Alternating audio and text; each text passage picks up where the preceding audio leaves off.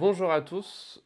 Pour ce nouveau podcast de l'Observatoire des conflits gelés, j'ai le plaisir d'accueillir Laurent Bonnefoy, qui nous accueille d'ailleurs aux séries, pour évoquer la question yéménite, qui est une question brûlante. Alors Laurent Bonnefoy est chercheur CNRS aux séries de Sciences Po, spécialiste du Yémen, auteur notamment du livre Le Yémen, de l'Arabie heureuse à la guerre, publié chez Fayard et qui conserve toujours une certaine actualité.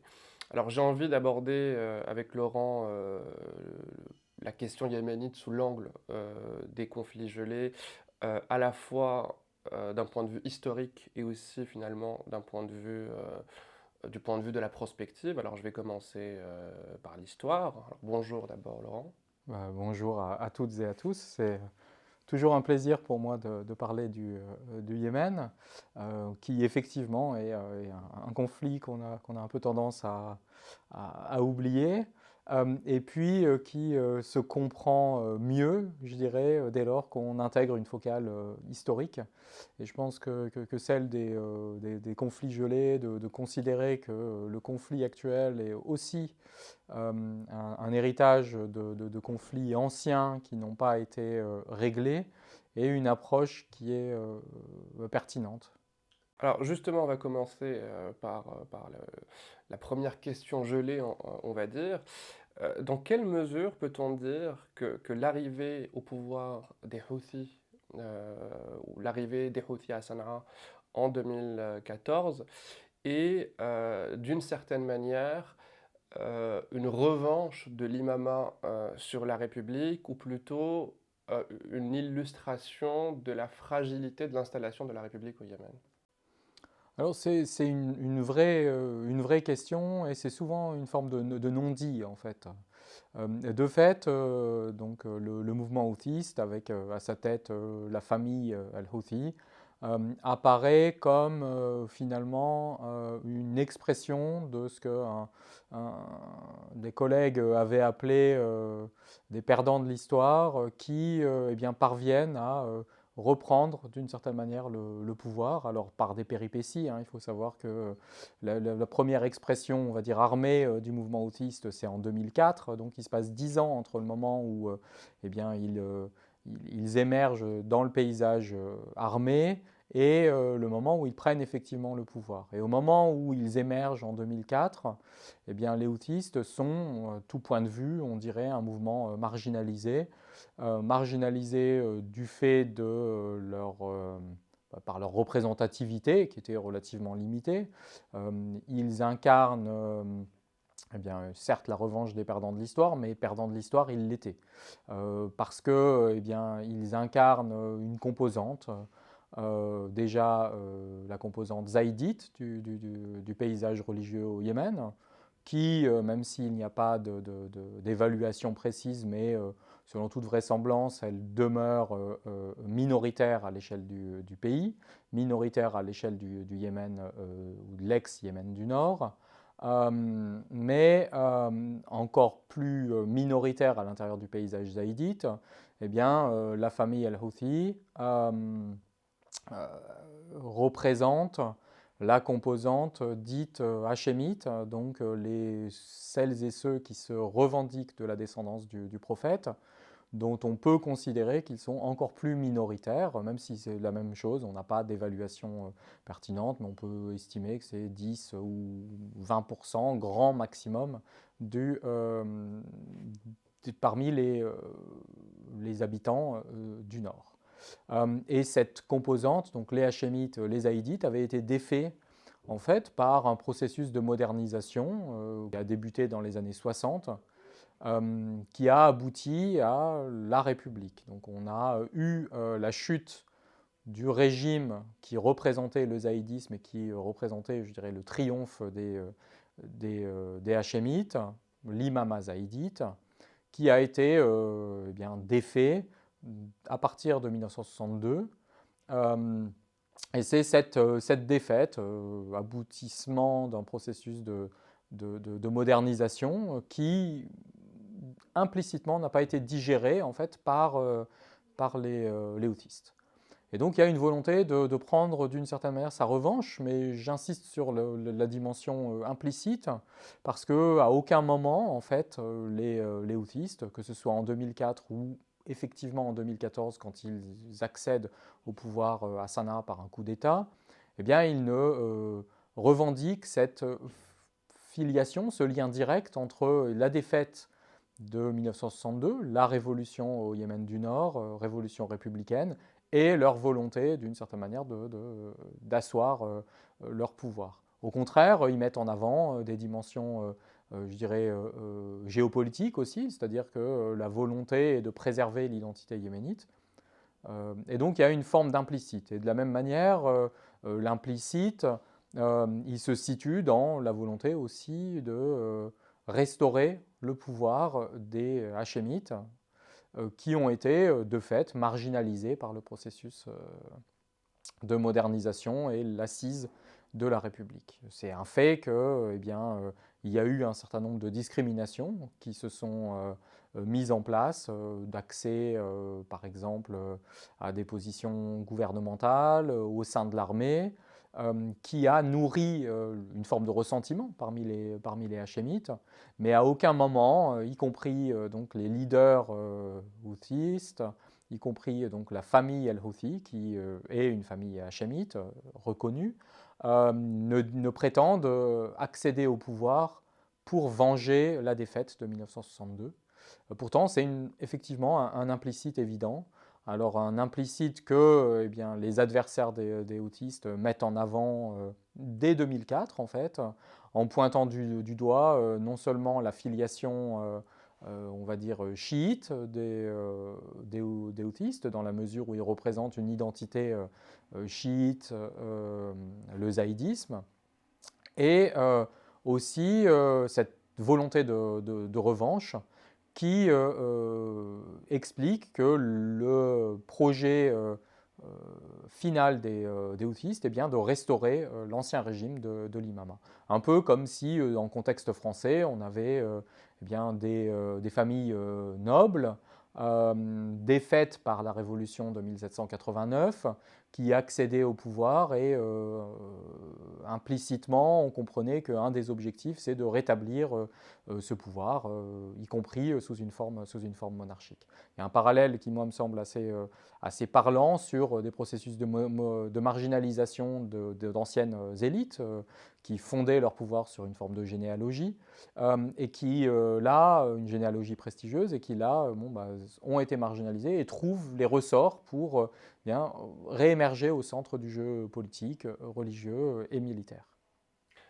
C'est assez intéressant cette formule que tu emploies, la formule de perdant de l'histoire, que tu emploies d'ailleurs dans le cadre d'un article coécrit avec Burga, il me semble. Mhm. C'est une formule intéressante et on a l'impression que pour arriver au pouvoir, les Houthis ont besoin aussi de s'appuyer sur, j'ai envie de dire, le perdant de l'histoire immédiate dans la foulée du printemps yéménite, dans le cadre du printemps arabe en général, à savoir Ali Abdallah Saleh. Et cette convergence-là a été, d'une certaine manière, j'imagine, décisive dans l'accession au pouvoir des Houthis. Effectivement, mais je pense que le ressort de mobilisation, ça était antérieur en fait. C'est-à-dire que certes, il a fallu, c'était une condition effectivement nécessaire, mais non suffisante en fait de leur accession au pouvoir en 2014 et puis de leur maintien. Et ça a apporté, je dirais, une valeur ajoutée sur le plan militaire et sur le plan de l'accès à un certain nombre de ressources. Mais la capacité de mobilisation des Houthis en tant que mouvement, elle a d'une certaine manière précédé cette alliance, qui était une alliance de fait contre nature, puisque les Houthis et Saleh s'étaient combattus pendant 10 ans, et le régime de Saleh était déjà sorti très affaiblis en fait, de cette confrontation. Et les houthis donc renforcés dans leur capacité de mobilisation et sur le plan symbolique, dans la mesure où ils apparaissaient comme finalement le seul mouvement réellement capable de faire face et qui, en plus, dès 2009, avait réussi à obtenir une victoire sur le champ militaire euh, contre les Saoudiens. Donc il y avait un prestige national et il y a une forme d'ambiguïté de toute façon du mouvement houthiste autour de cette question du lien en fait avec le référent national yéménite, c'est-à-dire qu'ils combattent, ils prétendent combattre, et on le voit dans leur slogan, la domination américaine, ils prétendent combattre aussi le sionisme, et puis ils font de l'Arabie saoudite, d'une certaine manière, la marionnette de la domination occidentale, et donc ils s'érigent en défenseurs de l'identité nationale yéménite. Et pourtant, eh bien, leur revendication, même si elle est implicite, mais tout le monde comprend qu'ils représentent une composante spécifique de la nation yéménite, la composante zaïdite d'un côté, et puis la composante hachémite, donc la composante qui revendique une filiation avec les descendants du prophète. Donc il y a une forme de prestige religieux, mais qui est compensée par une forme de faiblesse par rapport à l'identité nationale, parce que eh bien, les Hachémites, dans la mythologie et dans la généalogie, proviennent de l'Arabie du Nord. Ils sont arrivés tardivement au Yémen, contrairement à la population qu'on qualifierait d'endogène ou d'autochtone, les tribus qui, elles, se revendiquent d'une descendance locale, avec un ancêtre qui est une forme d'ancêtre mythique qui s'appelle Kartan. Et donc les tribus kartanites, elles, prétendent incarner l'authenticité yéménite, quand les Hachémites, eh bien, eux, viennent du nord et sont, on dit, les Hachémites adnanites. Et cette faiblesse, cette ambivalence de la position des houthis, elle joue encore aujourd'hui. Il y a de nombreux non-dits, y compris la réémergence de mouvements qui, parce qu'ils sont anti-houthis, s'incarnent dans une forme de reconstruction de l'identité nationale yéménite comme étant une identité hostile aux Hachémites qui aurait précédé en fait leur arrivée. Donc ils font des houthis des intrus et qui sont d'autant plus intrus que eh bien, ils sont alliés, ils ont établi une proximité avec l'Iran. Alors, ce que tu décris là concerne principalement ce qu'on appelait avant le Yémen du Nord, et on voit bien que le printemps yéménite, puis la guerre qui lui a succédé, ont ravivé la question sudiste et la question du séparatisme sudiste parrainé par les Émirats arabes unis. Donc c'est l'autre finalement conflit gelé. Et la question est la suivante, c'est est-ce que dans cet inconscient lié à l'imama, les Houthis sont prêts à sacrifier ce sud, ce qui permettrait finalement de renforcer l'idée séparatiste? Effectivement, il y a peut-être une forme d'ambivalence dans l'attachement, toujours revendiqué euh, des houthis à l'unité du Yémen. C'est-à-dire qu'il y a bien dans les discours portés par les houthis une mise en avant d'un nationalisme qui intègre le nord et le sud. Et pourtant, on peut imaginer que dans leur intérêt, dans leur perception peut-être implicite, il y a bien une conscience d'un certain nombre de frontières historiques entre le nord et le sud qui pourraient les amener à considérer qu'une des solutions au conflit, c'est d'aboutir à un chacun chez soi, en fait, avec eh bien, le nord qui serait dominé par les houthis. Encore une fois, hein, leur lien avec l'identité zaïdite ne doit pas nous faire oublier que les Zaïdites eux-mêmes, à l'échelle du Yémen du Nord, ne sont pas nécessairement majoritaires. Hein. On n'a pas d'évaluation chiffrée, mais les populations sunnites au Yémen, dans l'ex-Yémen du Nord sont importantes. Donc il y a des tensions. Il ne s'agit pas de penser qu'on aurait un Nord forcément zaïdite et dans lequel il n'y aurait pas de questions confessionnelles, dès lors que eh bien, ça se séparerait qui se séparerait, s'autonomiserait du Sud, ou inversement, le Sud qui assumerait une sécession. Donc il y a un attachement dans les discours à l'unité, qui peut aussi s'expliquer pour des raisons simplement liées aux ressources. C'est-à-dire que l'essentiel des ressources est dans l'ex-Yémen du Sud, et au moins les débouchés, par exemple pour ce qui est des gazoducs, font que ça traverse le Sud. Donc il y a des tas de tensions liées autour de ces éléments-là, mais je ne pense pas qu'il faille lire l'attachement, je dirais, des autistes ou des républicains à l'unité seulement à la lumière de ces ressources. Il y a autre chose qui se joue, et je pense que, y compris parmi les habitants du Sud, le mouvement sécessionniste sudiste qui eh bien, a réémergé autour de 2007-2008, hein, donc c'est avant les printemps, avant l'accession des autistes, eh bien, n'est pas nécessairement majoritaire au Sud. Il est extrêmement présent, il est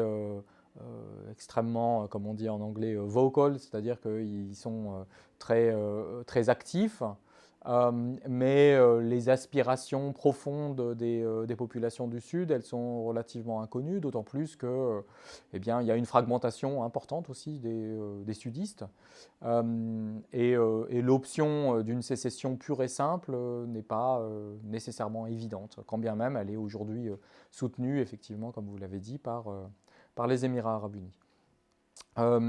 Cette question sudiste, elle est lancinante, elle constitue une forme d'héritage d'un conflit gelé, un conflit qu'on avait totalement perdu de vue, qui est lié à deux trajectoires entre le nord et le sud qui sont extrêmement différentes.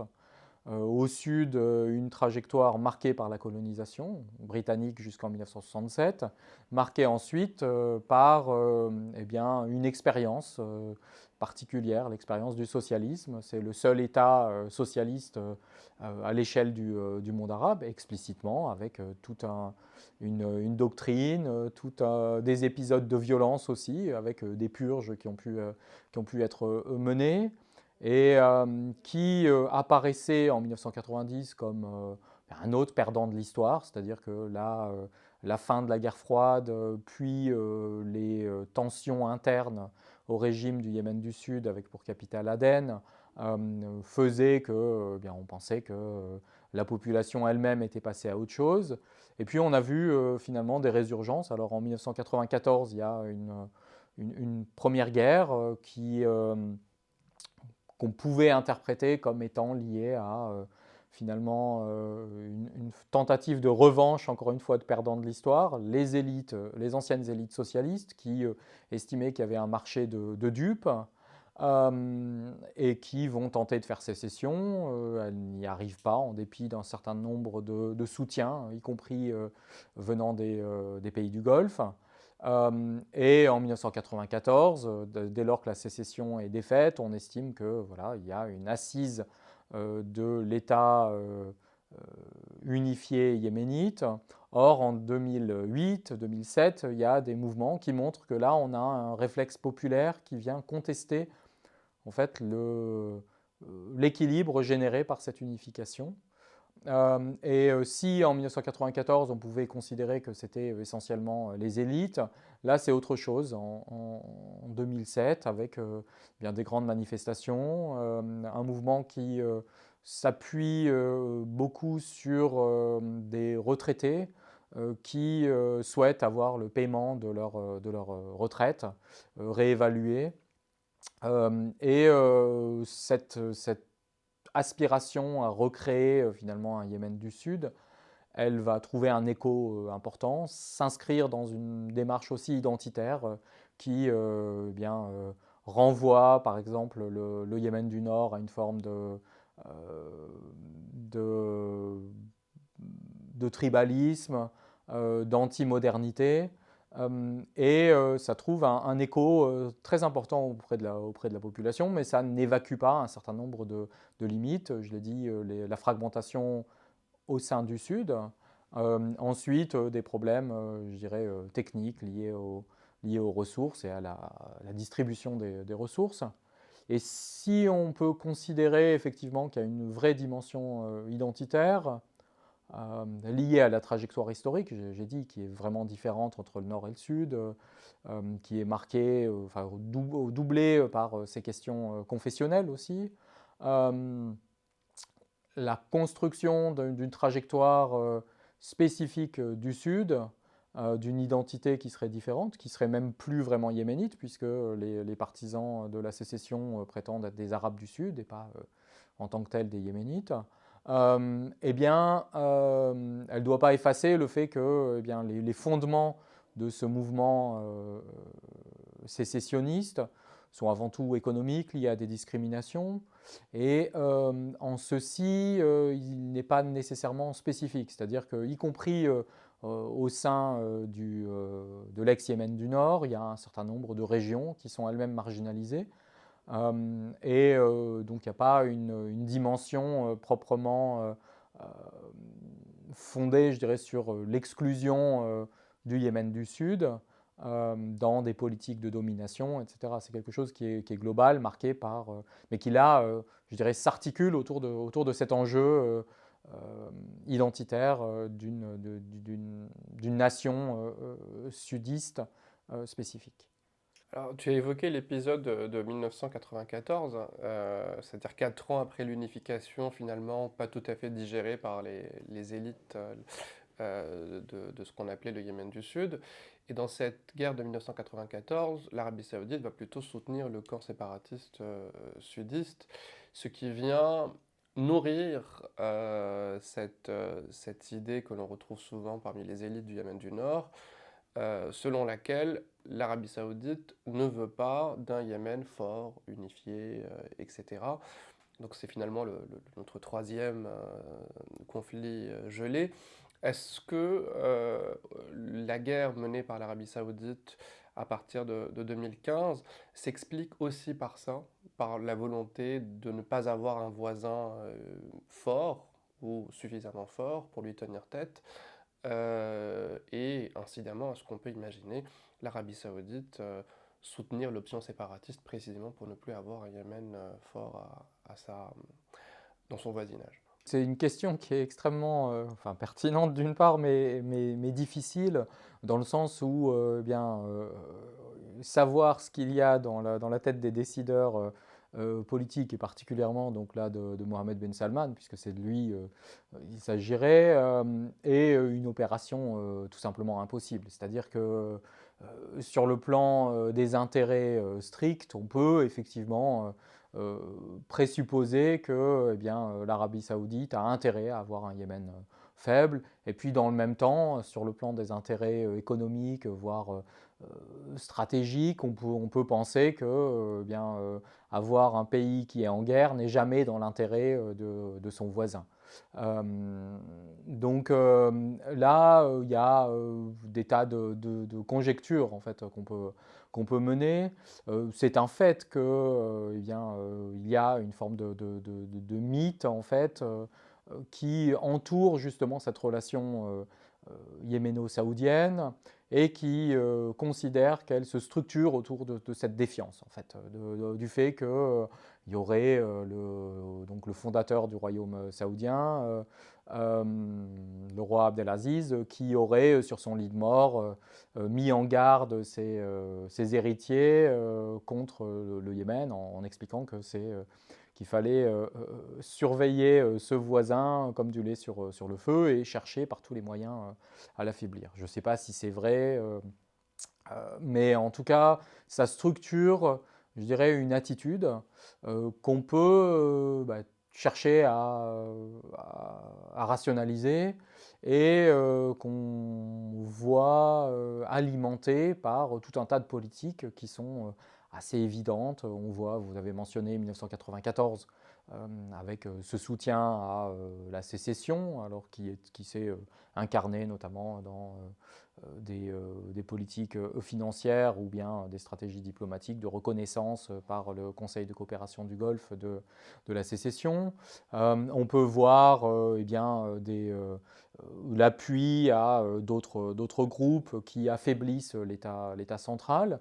Et puis dans le même temps, c'est contrecarré par tout un tas de politiques saoudiennes qui ont très directement appuyé, donc financé les efforts de construction de l'État central, qu'il soit nord-yéménite ou bien du Yémen unifié. Donc pour moi, il y a une forme d'ambivalence en fait dans la politique.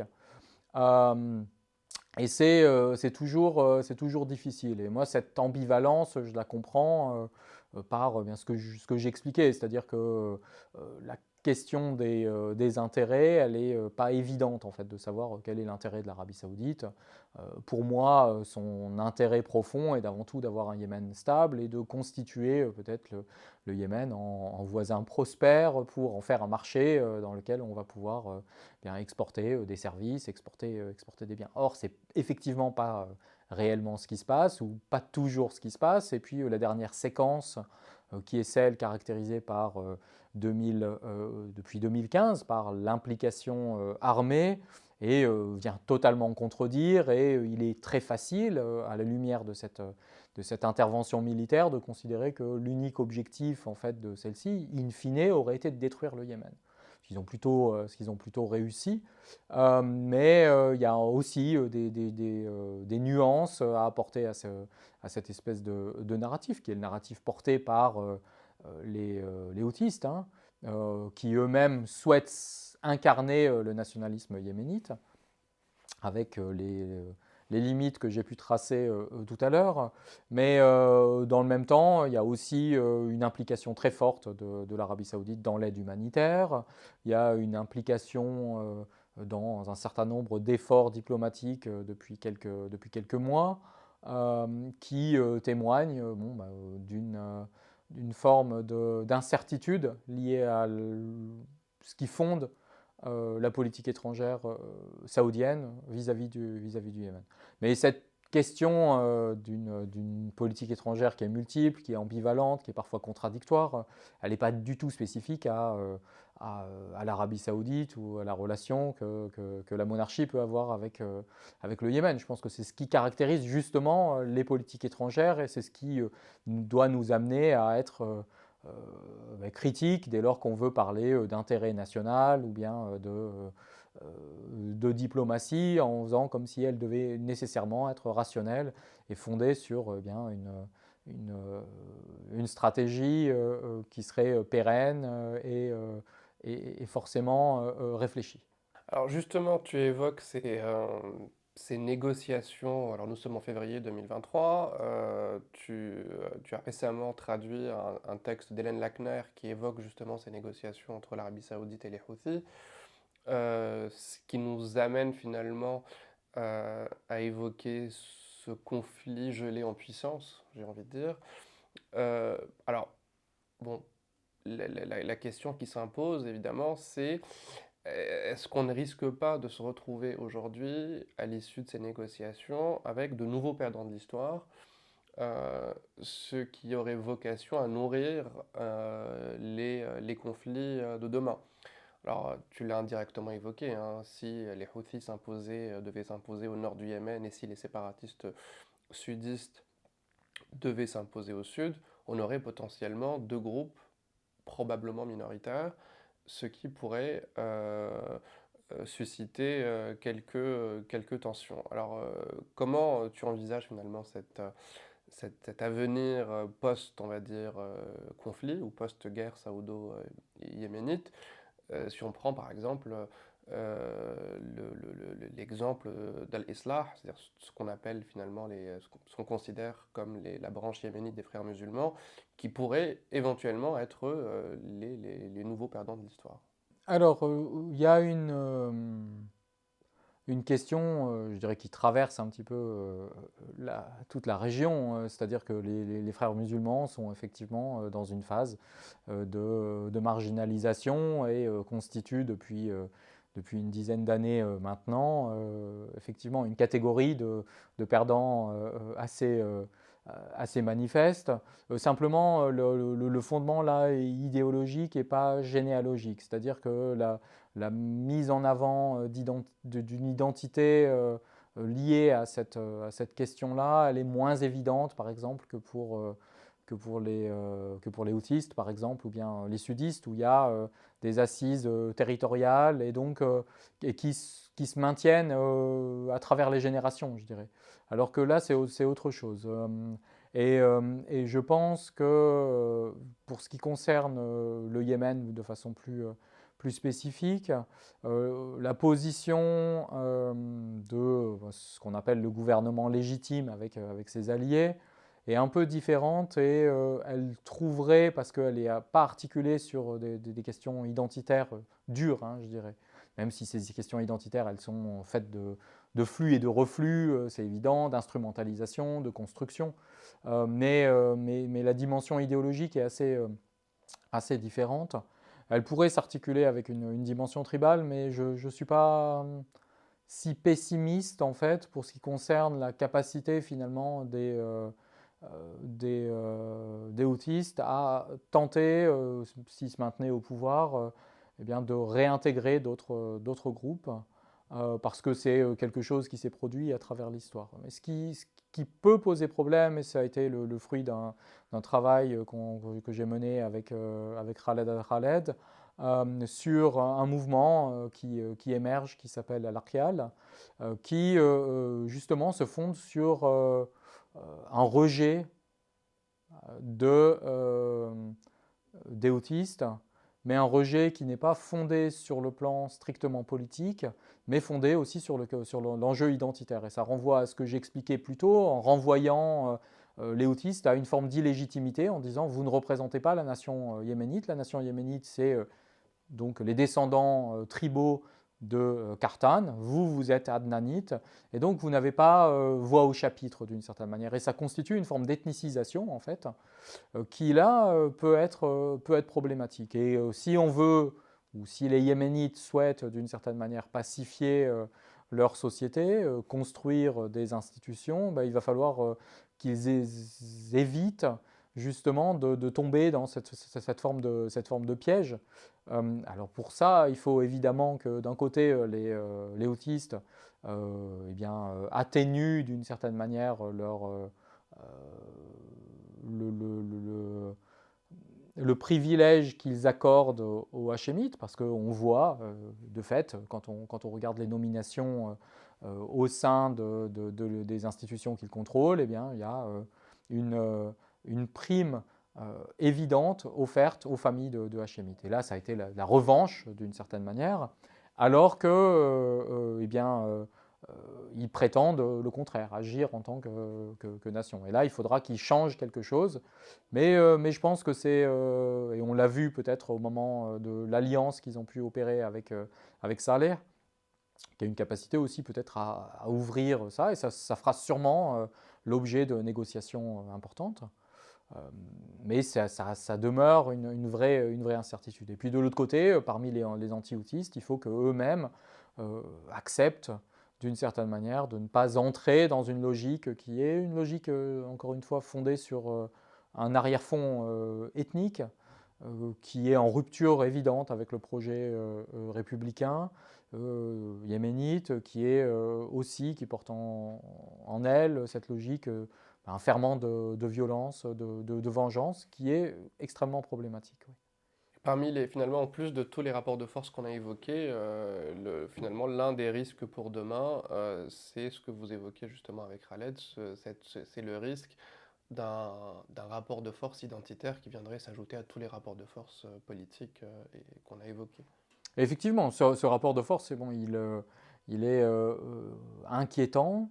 Il ne tombe pas de nulle part. C'est-à-dire qu'on n'est pas dans une construction coloniale, on n'est pas, même si ce mouvement peut être instrumentalisés par les parrains régionaux, hein, mais ils se fondent sur voilà, des évolutions internes au Yémen, mais qui sont aussi, je dirais, le fruit de l'histoire, des conflits gelés qu'on a pu aborder, euh, mais qui, voilà, est d'une façon assez, et c'est là peut-être où c'est un petit peu rassurant, d'une façon assez massive et aussi rejetée par de nombreux intellectuels au Yémen.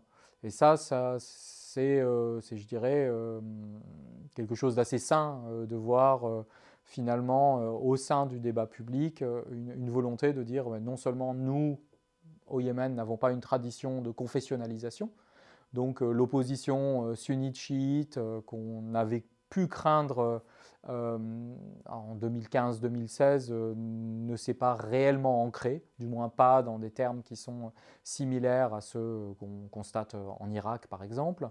Et puis cette peur d'avoir une ethnicisation à travers finalement une violence qui viendrait souligner une forme d'illégitimité nationale des Houthis et des Hachémites n'est pas une lame de fond.